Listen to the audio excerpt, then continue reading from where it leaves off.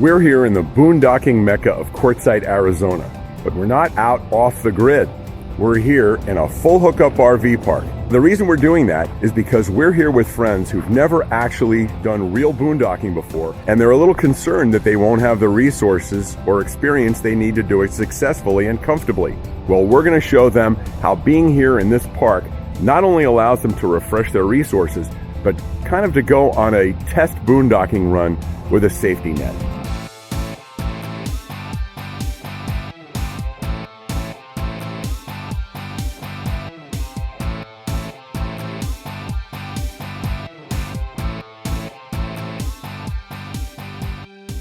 Now, if you've resisted boondocking, maybe it's because you're not sure you can do it comfortably on the resources you have available. Right behind me in that Class B are Anthony Nally and his wife Lisa.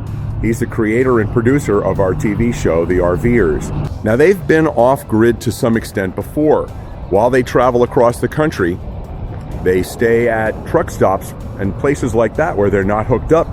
But the reason they do that is because they know they can use the showers and bathrooms when they're there, and they can eat out at restaurants and avoid using their kitchen more than necessary.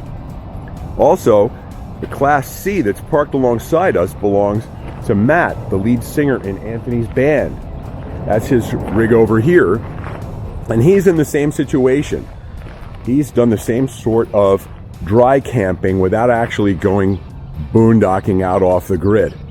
And they want to come out into the desert with us, but they want to make sure they're going to be comfortable doing it, but they're a little nervous about it.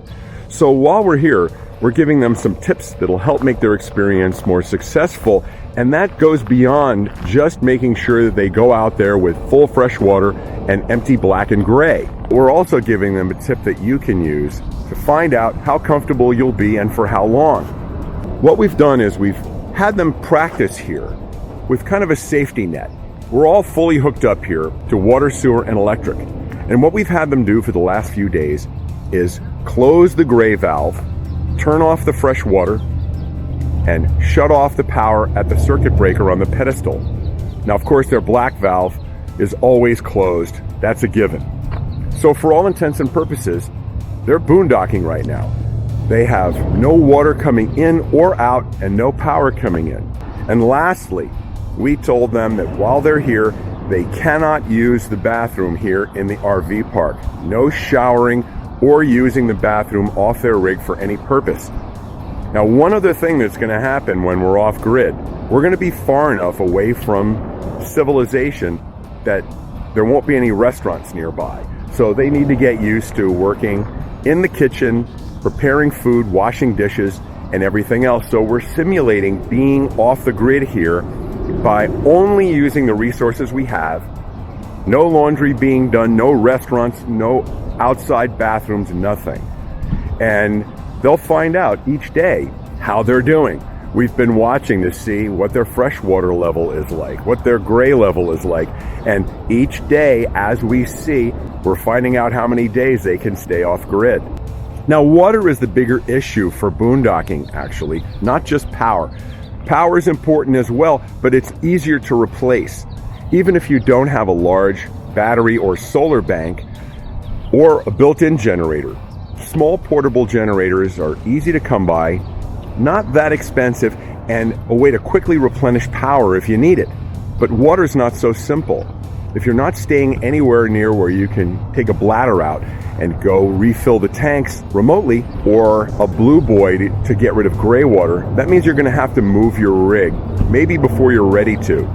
Now, of course, if they wake up one morning and they go to take a shower and they realize they're standing in water in the bottom of the shower, they know they have the safety net right there of being able to go out and pull the gray valve and let that water out. So it's giving them a real confidence level in knowing what they can do.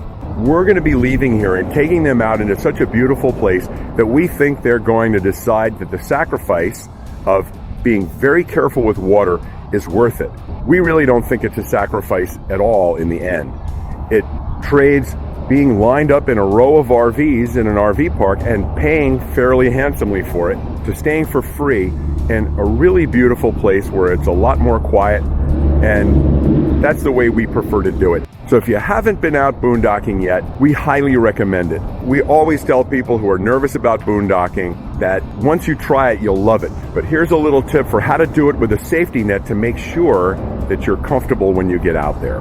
We hope this tip will help you consider trying to get out and enjoy wild places like we do. As always, safe travels, and thanks for watching.